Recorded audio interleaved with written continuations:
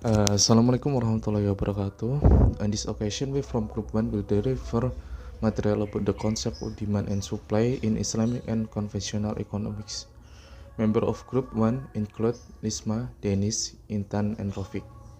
The concept of supply in Islamic economics: an offer is a good or a service that is offered at a certain amount and price level and under certain condition as per Islamic tax law. Islamic offer also have things that distinguish them from conventional offers, that the goods or service offered must be transparent and detailed specification. How the state of the goods, what are the advantages and disadvantages of the goods. Do not let the offer we do harm the party who makes the request. The Prophet Muhammad SAW, in making offers, always detail about the specification of his merchandise to the extent that the purchase price was mentioned and offer at what price the goods were purchased, and which will be obtained by him as a part of the position for of property in the Islamic economy and human life. In classical Islamic economic talk, supply has been recognized as an important force in the market, offering us the availability of goods in the market as the law of paying tax in Islam. The supply of goods or service can come from imports and local production. This activity is carried out by both manufacturer and the seller. The value of bargaining in Islam is based on one in maslahah and two in advantage. Thank you. In this session, I will explain about the concept of demand in Islamic economics. After studying macroeconomics last week, of course, we are already familiar with the problem of supply and demand, because demand and supply have also become daily activities for humans in carrying out economic activities. Islamic economic view of demand, supply, and market mechanisms is relatively the same as conventional economic, but there are limitations from Islamic law for behaving in accordance with Sharia rules. In general, demand is quantity of goods demanded in a certain market at a certain price level, at a certain level of income. The size of the change in demand is determined by the size of the price change. If this happens, then an inverse ratio applies between price and demand price and is directly proportional to supply. Demand in Islamic economics is the same as conventional economic, but there are certain limitations that Muslim individuals must pay attention to in their desires. Islam requires consuming goods that are halal and toyib. Islamic rules prohibit a Muslim from eating haram items except in emergency situation, where if the item is not eaten, it will affect the Muslim health. Apart from that, in Islamic teachings, people who have a lot of money are not allowed to spend their money as they wish. Budget constraints are not enough to limit consumption. Another limitation that needs to be taken into account is that a Muslim must not overdo it or israf, and must prioritize goodness or maslahah. Islam does not recommend as for goods with the aim of splendor, luxury, and waste. In fact, Islam orders those who have reached the nishab to set aside their budget to pay zakat, infak, and sodaqah. Islamic demand is based on its main entity, namely Islam as way of life that is directly guided by Allah Subhanahu wa Ta'ala. Islamic demand clearly recognizes that the source of knowledge does not only come from experience in the form of data which then crystallizes into theories, but also comes from the words of quotes or relevation, which illustrates that Islamic economics is dominated by the variable of religious belief and its system mechanism. The concept of demand in Islam considers that not all of the commodity can be consumed or used. It is distinguished between halal and haram. As Allah says in Surah Al-Ma'idah verses 87 to 88, Islamic demand theory discusses the demand for halal goods, haram goods, and the relationship between the two. Islamic demand motive emphasizes the level of consumer need for the goods. Islamic demand aims to obtain prosperity or victory in the afterlife of or fala, as a derivative of the belief that there is eternal life after death, namely that afterlife, so that existing budget must be set aside as provision for the afterlife. Factor influence demand is Ibn Taymiyah in the book Majmu' Fatawa explained that things that influence the demand for an item include 1. People desire or taste for good are different and always changes. Where when people have an appetite for an item, this will influence the amount of demand for that item. 2. The number of people interested in an item. If the number of people when the item increase, then the price of the item will increase.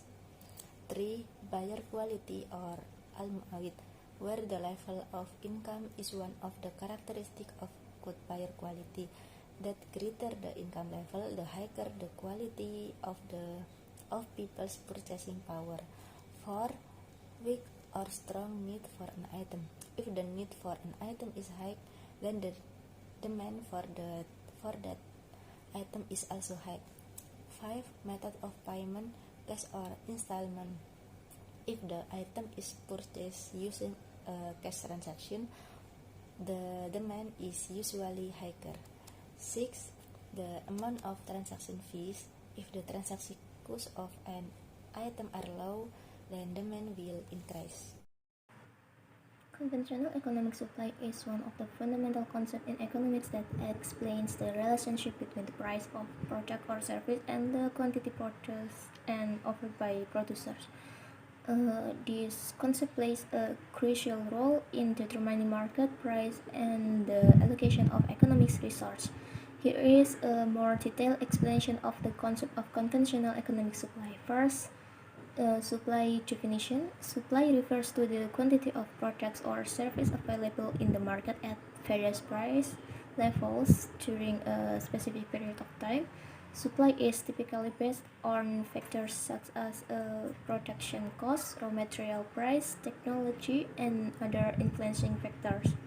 Second, law of supply. The law of supply is a fundamental concept stating that, assuming other factors remain constant, there is a positive relationship between the price of a product and the quantity supply.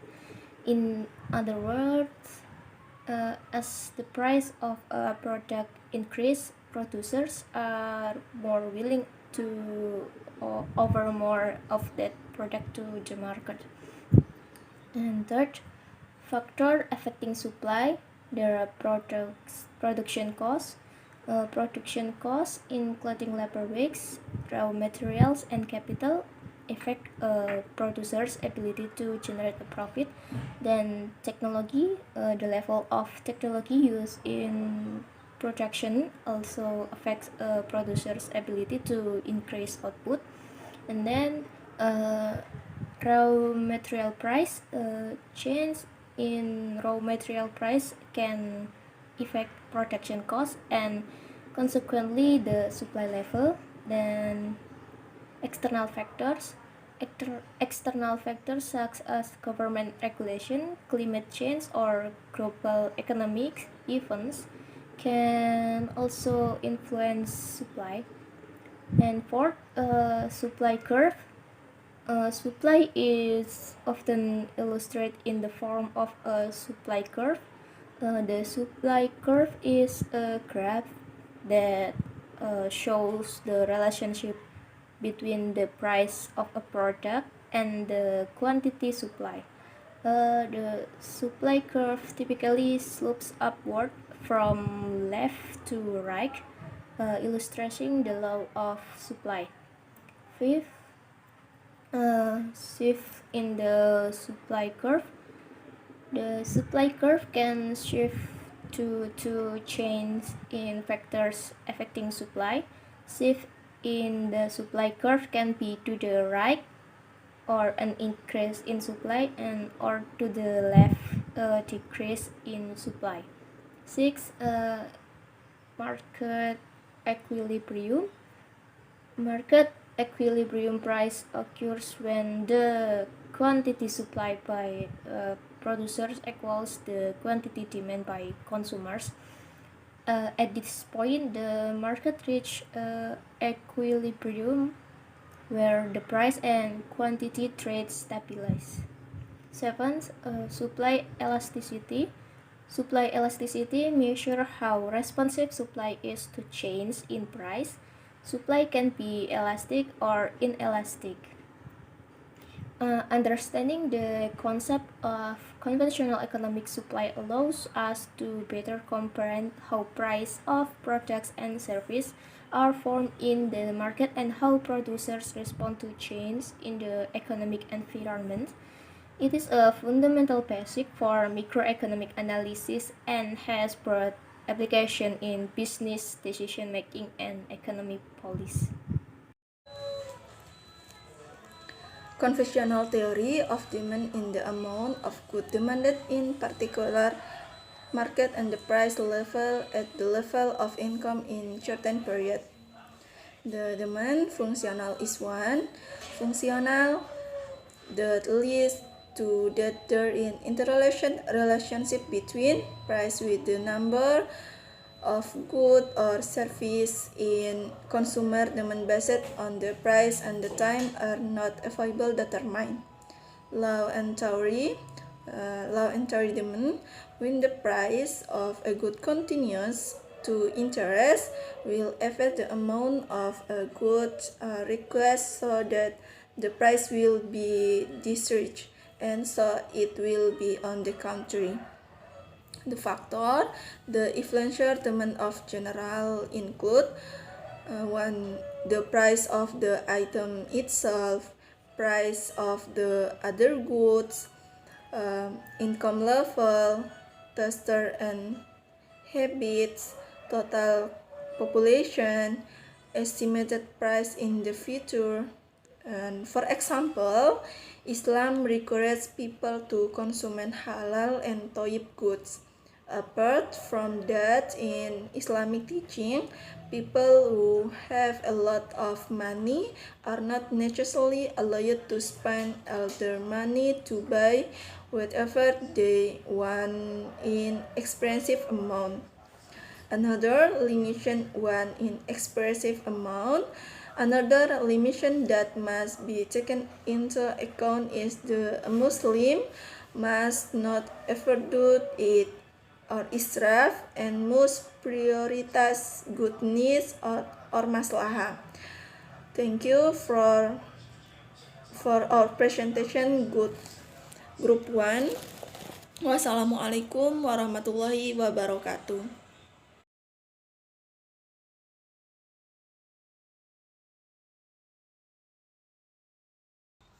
Supply is the total number of goods or services that will be sold or offered by producer at various price levels. Linguistically, supply can be interpreted as supply or the activity of supplying goods. If the law of supplying, the quantity of a good offered will always be directly proportional to its price. Supply relationships show an upward slope of the curve. This means that if the price of the good increases, the quantity of the good supply increases. Conversely, if the price of goods falls, the quantity supplied will also decrease. And the next about definition of demand. According to Gillarzo, in economics, the term has a certain meaning, which always points to a certain relationship between the amount of a good that people will buy and the price of that good. According to Adiwarman Karim, the demand for goods is the price factor of the commodity, the definite variable that will determine the number of commodities demanded by customer. So demand is something that explains more about the amount of the demand for good or service to be purchased according to the appropriate price and time and has been agreed upon. Based on the number of customer demand is divided into two types. First, individual demand. Individual demand is a number of individual requests for certain goods or service. For example, a mother demands a curtain bag or you demand for a curtain shirt.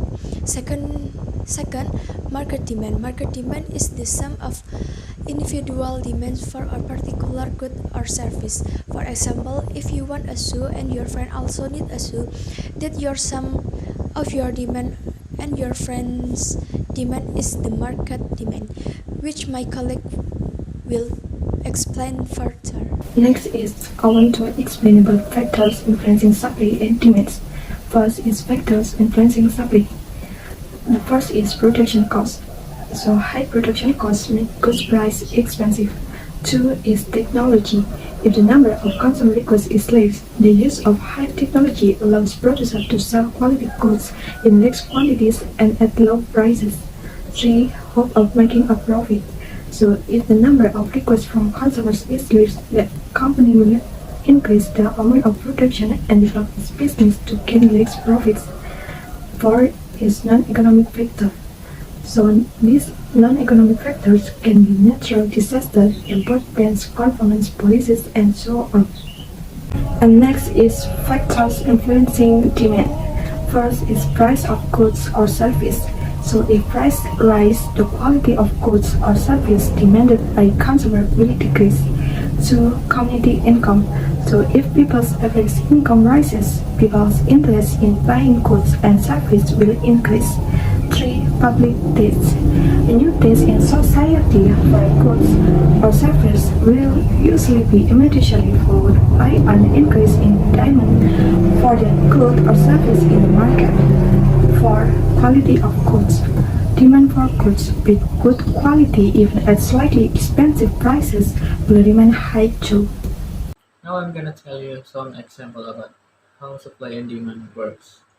If you know when the pandemic era, COVID-19, every medical things become so expensive. It's like mask, face shield, personal protective equipment, or we used to say APD, oxygen, drugs, and the last one is vaccine. The demand of these medical things growing up so fast, but the supply unable to fulfill it. That causes the medical things become so expensive and rare. And that's how supply and demand works. Thank you. That's all from our crew. I hope this video can help you to learn more about supply and demand.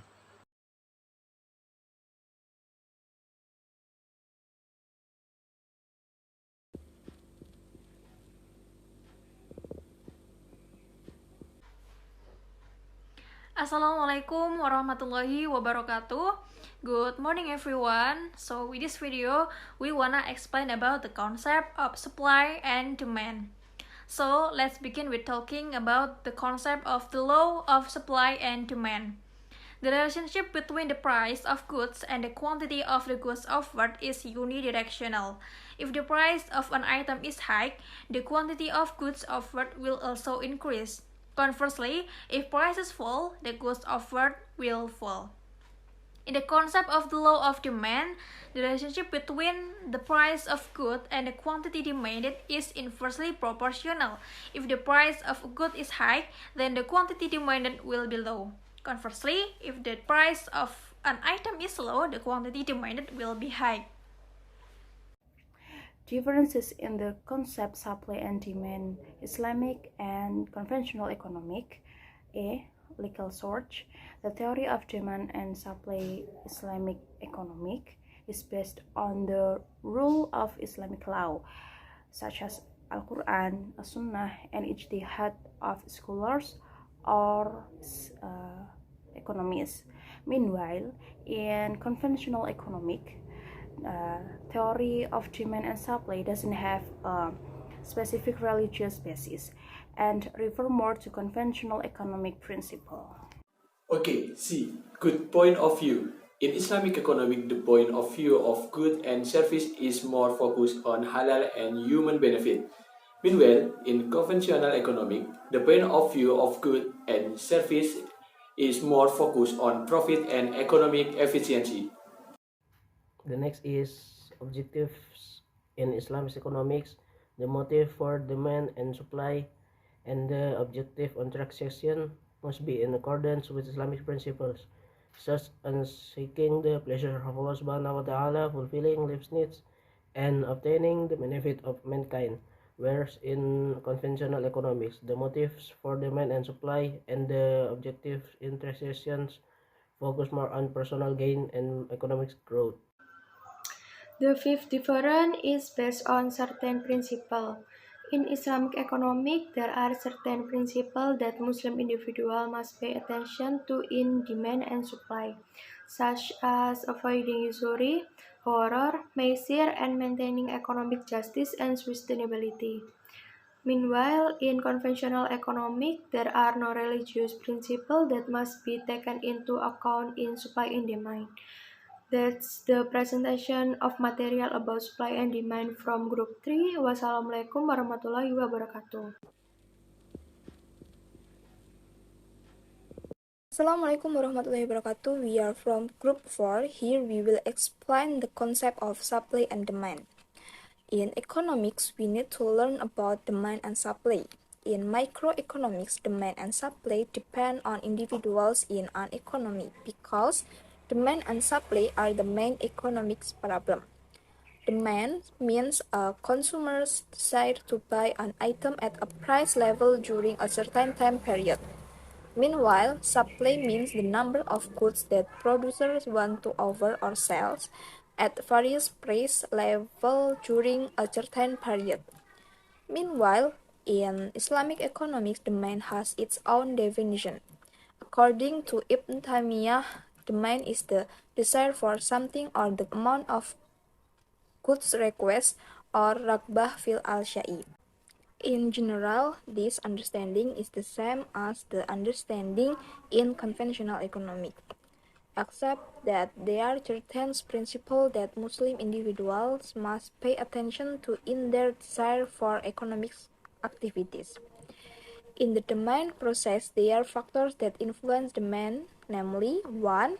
The price of the item itself, meaning that if the price of an item is cheaper, the demand for that item will also increase and vice versa.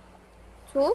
Price of related good, meaning that the relationship between two types of goods can be substituted and complementary.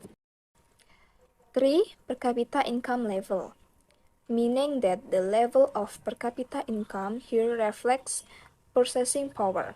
The higher the income level, the stronger the purchasing power, so that demand for goods increase. 4. Taste or habits, even though the price of the item is the same, interest in the item decrease. 5. Population has an important role in demand activities because the more population there is, the greater the demand. 6. Estimate price in the future, meaning that if we estimate that the price of an item will rise, then it would be better to buy that item now. 7. Income distribution. If income distribution is poor, the purchasing power will weaken, so that demand for goods will also decrease. And the last, 8. Producer business increase sales. Types of demand, namely 1. Demand according to purchasing power. There are 3 types. A. Effective demand is the public demand for a goods or service that is accompanied by purchasing power or the ability to pay. B. Potential demand is the public demand for goods and services that actually have the ability to buy but have not yet purchased the good or service. C. Absolute demand is consumer demand for a good or service that is not accompanied by purchasing power. This means that consumers do not have the ability to buy the desired goods. 2. Demand according to the number of supporting subjects. There are two types. A. Individual demand is demand made by a person to meet his own needs. B. Collective demand is a collection of individual requests or the overall demand of consumers in the market. Then we will discuss about the offer in Islamic economics, which has a definition that the amount of goods or service offered must be transparent in the detailed specification. How the condition of the goods, what are the advantages and disadvantages of this good. Do not let the offer made harm other parties in the sense the party that submit the demand for good or service. In the offer, there are also factors that influence factors including 1. Cost and technology. What is meant by cost is something that is spent on producing goods and services, while technology is an invention and improvement that is applied to lower production costs. 2. The number of sellers. The more the number of sellers who are able to sell at a certain price level will have an impact on the high supply itself. 3. Conjecture about the future. 4. Natural condition. Law of demands. According to Mustafa Nasution, in his book The Law of Demand states the quality of good of service people are willing to pay at various price level in a certain period, or it can be considered that if the price of an item of lower, the demands for that item will increase.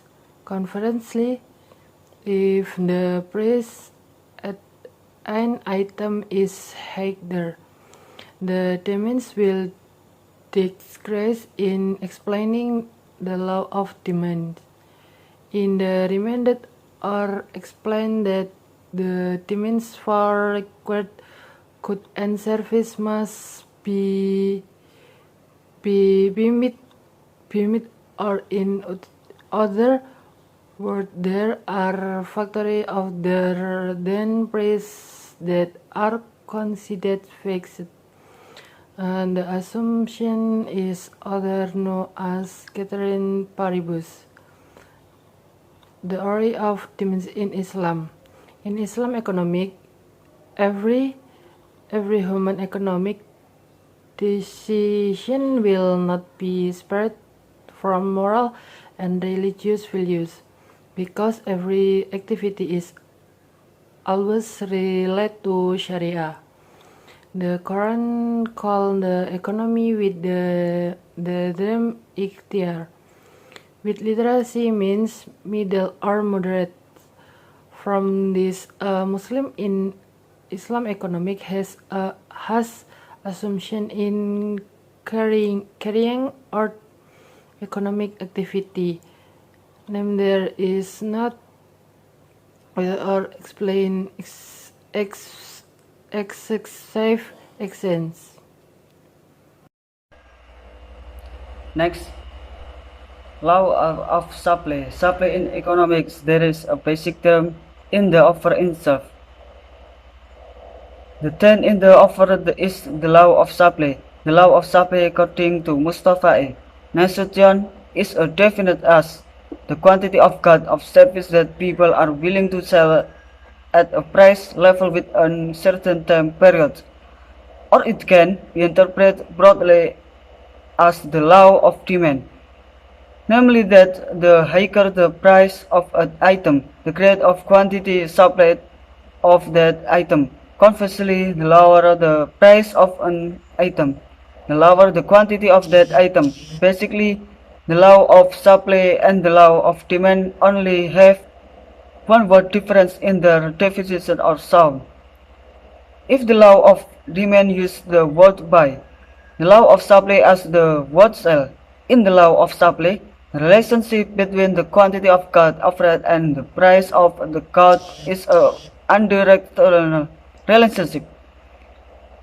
What is meant is that if the price of goods is high, more people will see the potential for making a profit by selling the goods the produce, so that this will result in the quantity supplied of this goods becoming high or increasing. Next, Islamic supply theory. Islamic supply theory basically all form of economic activity must return to the history of human creation. This has been explained in Quran Surah Ibrahim verse 32 more 34. In utilizing the natural that God has provided for human needs, there is a prohibition that must be obeyed by his people with state. Do not cause damage of the force of the earth. Although basically the definition of damage is very broad because it is relation to products in the economy. The prohibition of damage is used to provide direction on moral value and guidance for humans themselves. An example of the meaning of damage is 1. Prohibition of production that can cause damage to nature and the environment. Number 2. Prohibition of products that can damage health, damage moral and personality.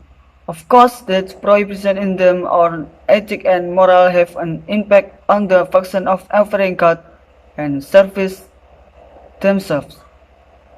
Thank you. That was explanation of the concept was supply and demand. In there are any shortcoming or error in our group explanation, we apologize. Thank you. Assalamualaikum warahmatullahi wabarakatuh. Assalamualaikum warahmatullahi wabarakatuh. We are from group 5. We'll explain about supply and demand in perspective Islamic economic and conventional economic. The first is about demand perspective Islamic economic. Demand in economic activity means consumers' desire to buy item at various level price over a certain period. In general, demand in terms of understanding Islamic economic is the same with in conventional economic. In Sharia economic, a person's economic decision cannot be separated from moral value. Every action must always be in accordance with the provision of the Sharia, including demand, which is demand in Islamic economics are influenced by moral values such as simplicity, balance, justice, and the Shariah's variable. The name is halal. Then, the law in demand for halal goods is same with the demand in economic in general. That is inversely proportional to price, which is if price is rise, then demand for halal goods is decrease, and vice versa. The theory of demand in Islamic economics is more emphasis on the level of consumers' needs for these goods, which is meanwhile the conventional is satisfaction value is more dominated. Next is the theory is supply in Islamic economics. Supply is the goods and service that exist so that they can be offered by seller to buyers at a certain price level at a certain time. Offered by seller to buyers at a given price at a given time In addition, supply is a strict comparison between price and supply. Factors that affect supply in Islamic economics include maslahah and profit. Then what affect the existence of profit as the following: the price of goods and the price of production. There are 4 things that are so allowed in Islamic economic activities, including gharar, maisir, mafsada, and usury transaction. Usury transaction because the things above can cause damage, because what is priority is only profit. Only profit in only priority in the understanding of Islamic fiqh. Angry supply, this is referred to as ikhtiyar. Then demand, the test of worth. This can in the quantity of good, quality of good, price and time of good that do not match.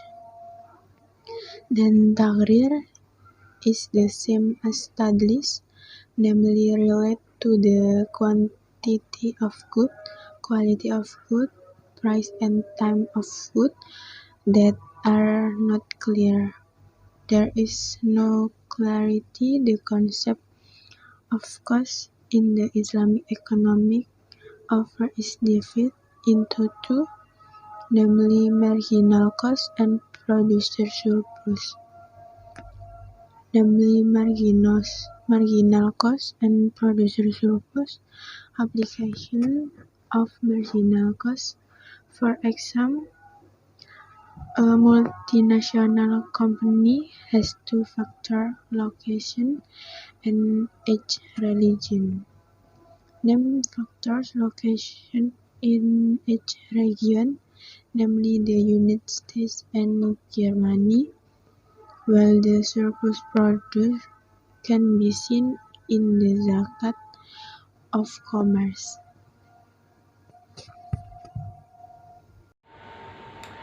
Ghilarzo, 2007, states that in the field of economics, demand is specific relation between the quantity of goods one is willing and able to purchase at various possible prices over a certain period. So what are the factors that determine an individual demand? Just imagine someone is about to buy snack eggs. If the price of snack egg rises, then the quantity of snack egg that person can afford to buy will decrease. They might switch buy snack egg instead. Conversely, if the price of snack eggs falls, their purchasing power will increase. Hence, the relation between price and the quantity demand is negative. Furthermore, what happens if our consumer is demoted from their position, result in a decrease in their income? In a likelihood, the quantity of snack egg purchased will decrease, and the same principle applies in reverse if the income increases. In addition to the earlier example of the price of goods related to snack eggs, the preference and expectation of consumer also influence the quantity of demand for snack eggs. Furthermore, demand can be categorized into 2 groups: demand based on consumer purchasing power and demand based on number of consumers. Now, for demand based on consumer purchasing power, it can be divided into 3 types: absolute demand, potential demand, and effective demand. Absolute demand is a type of demand that is not balanced with purchasing power. Potential demand is demand that accompanied by purchasing power but does not result in a purchase. The last one, effective demand, is demand that is accompanied by purchasing power and result in an actual purchase. Meanwhile, in terms of demand based on number of consumers, there is individual demand, which originates from a single person on a personal level. The second type is market demand, which the demand of a specific group in individual. The concept of conventional economic supply. Supply theory is an analysis in economics that explains the factors that determine supply and how these factors will determine the equilibrium and change in market equilibrium. Supply in economic theory means the varying quantity of goods offered at different price levels in a given period. The law of supply states that the higher the price level, the more quantity of goods will be offered in the market. Factors that determine the quantity of goods offered: 1. The price of the goods themselves. 2. Production cost. 3. Technology level. 4. Number of manufacturers. 5. Government policy. 6. Natural factor. 7. Manufacturer prediction of future condition. 8. Price of the other goods. The supply curve is a graph that illustrates the correlation between price and quantity of goods that occur in a certain period. In the nature of the supply curve, it will be drawn on the vertical line on the left, and the quantity of goods will be on the horizontal axis. The supply curve serves to show the increase and decrease in the price of a commodity based on demand. In addition, the curve will move upward from left to right if the price of a particular commodity increases or the quantity supplied increases. Next, elasticity of the supply is a measure that describes the extent to which the quantity supplied will change as a result or change in price. The concept of elasticity can be used to describe change in supply. Supply elasticity measures that the responsiveness of supply as a result of price change. Elasticity of supply is divided into 5 groups, namely 1. Elastic, 2. Inelastic, 3. Unitary inelastic, 4. Not perfectly elastic, 5. Perfectly elastic. Factor affecting supply elasticity. 1. The nature of change in production cost. Bidding will be inelastic if the increase in supply can only be done at a very high cost, but if the offer incurs additional costs that are not too large, the offer will be elastic. 2. Analysis time frame. The effect of time on the elasticity of supply is usually distinguished by 3 types of period, namely 1. Very short period is the period of time during which sellers cannot add to their offer so that their offers are not perfectly elastic. 2. In the short term, the capacity of existing production equipment cannot be increased, but each company can still increase production with available capacity by using production factor. This business will be able to increase the production of goods offered, but the increase is not too large. 3. Long run. Production and quantity of goods offered can be easily increased in the long run. Supply is therefore elastic. Perhaps that is the explanation of the group of 5 relate to the concept of supply and demand in Islamic economic and conventional economic. More or less, sorry. Wassalamualaikum warahmatullahi wabarakatuh.